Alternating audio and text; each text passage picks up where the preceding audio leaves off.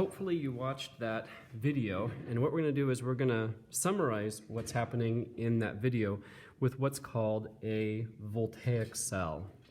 So if you could draw two beakers, one on each side, so if you can draw a beaker over here, this is very much like what just happened in the video. So here's our first beaker, and here is our second beaker over here. And it's going to be very similar to our lecture notes, and even the same materials that are going to be used to generate electricity and the flow of electrons. So over here, instead of having just a very small piece of zinc, there was this large plate, and this large plate was made of zinc. And on the other side, we have this large plate, and this plate is made out of copper.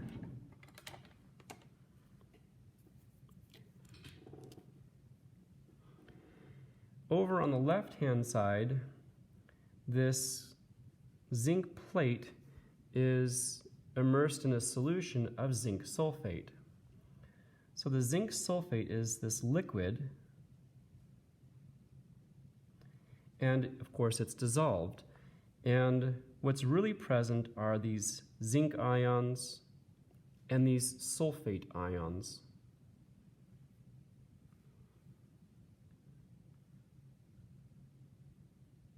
On the other side, the copper is also immersed in a liquid, and that liquid is copper sulfate. Again, this is dissolved, it's the liquid, and the charge of the copper is a 2+, and the sulfate is a 2-.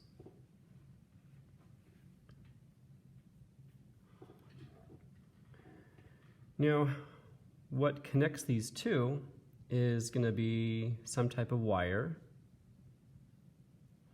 and we're going to put this into a light bulb. So imagine here's your light bulb, and we're twisting it into this device. Okay, and it's connected like this. So there's our light bulb, but it's not going to go on. In all of electricity, we need to have what's called a complete circuit, and the root word of circuit is circle. But if you notice, we have just electrons to go this one way, but we actually have to have a way for the charge to be neutralized. I'll explain this in just a minute. So what we have is we have this what's called a salt bridge. Okay, and this is going to be connected, and just like we used in the lab, we used this material called sodium nitrate.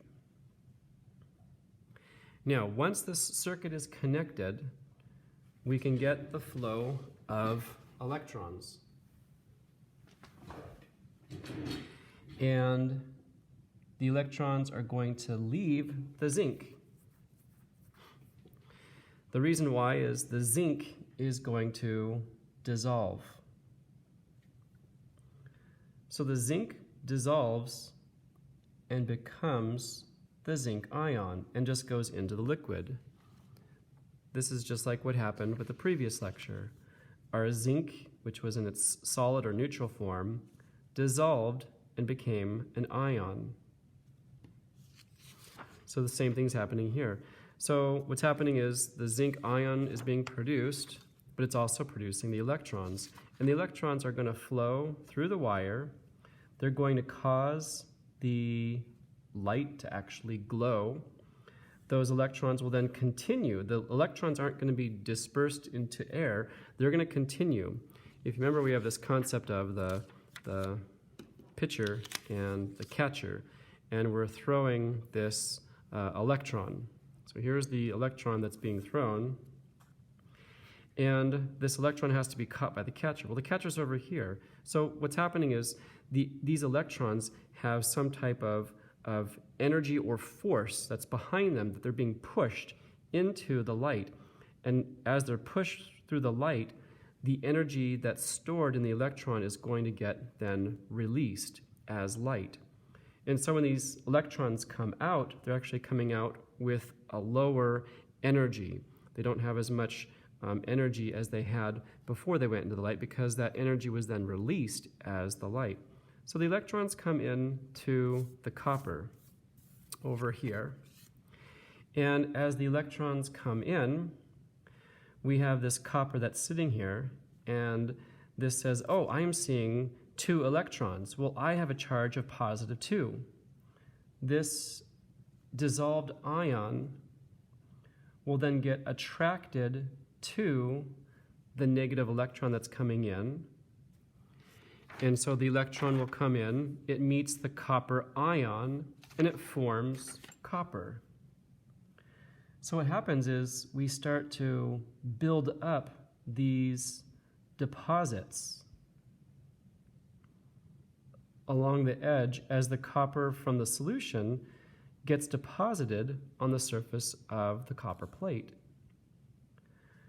What's happening over here is, as the zinc is leaving the copper, or zinc is leaving the plate, it starts to dissolve. So the zinc's dissolving and eroding away, the copper is getting these deposits that are being built up. So again, we have these 2 reactions taking place. We have the zinc, and this is in the solid neutral form.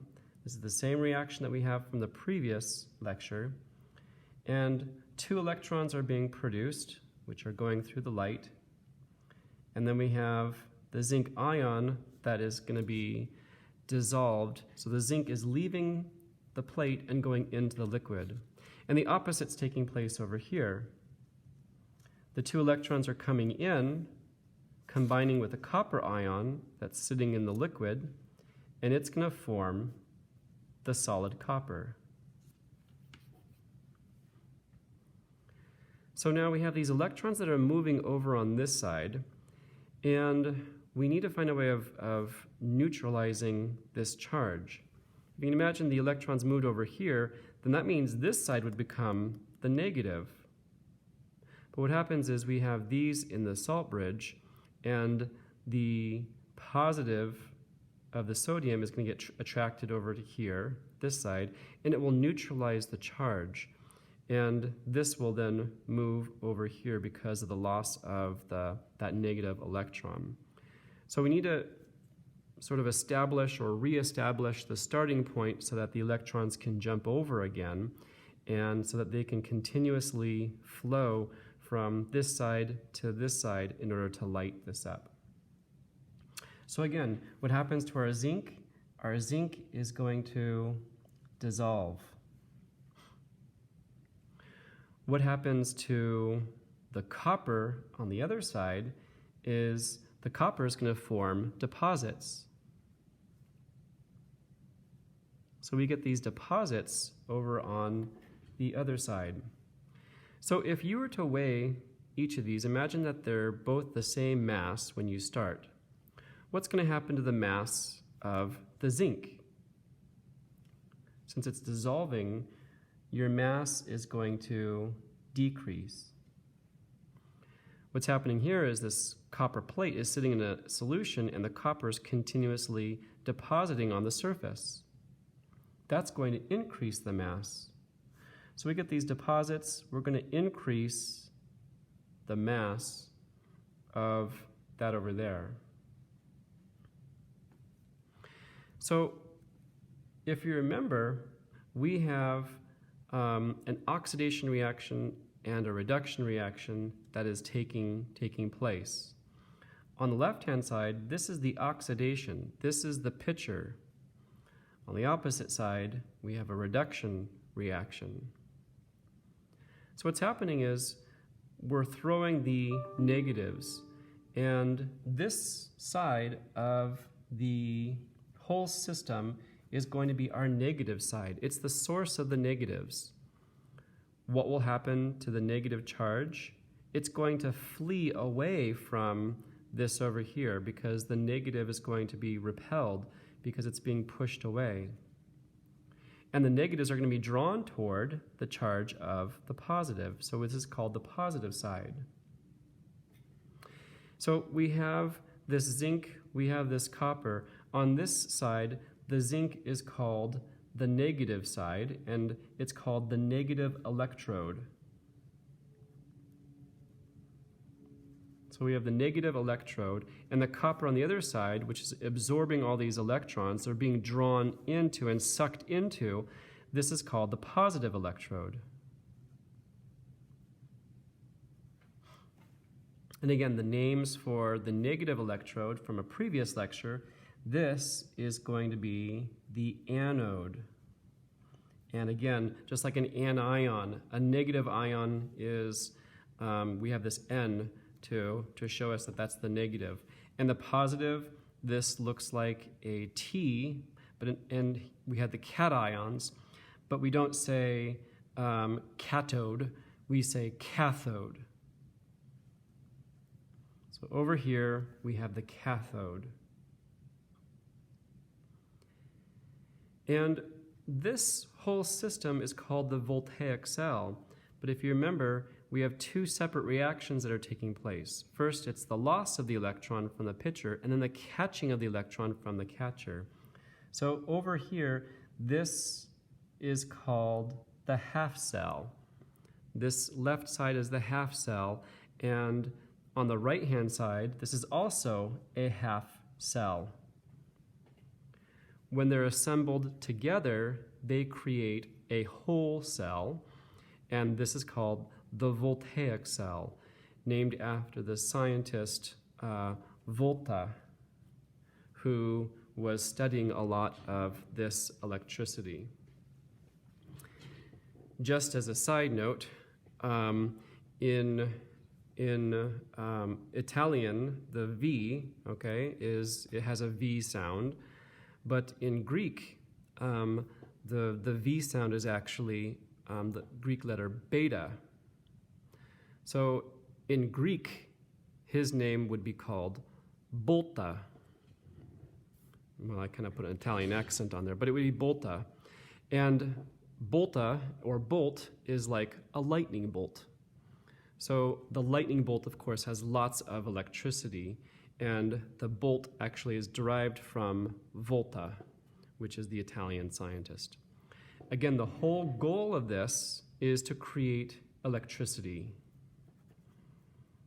So the goal of the Voltaic cell is to create electricity. And again, what is electricity? Electricity is the flow of the electrons. This flow of electrons was created with chemicals, with zinc and with copper sulfate, also with the copper and the zinc sulfate. And as the zinc dissolved, it produced its electrons, and then the electrons transferred over, and now instead of just measuring the voltage, we have some type of device to power, and the copper ions that were in the solution grabbed hold of those electrons and formed up these deposits. So we have, again, our pitcher, which is throwing the electron.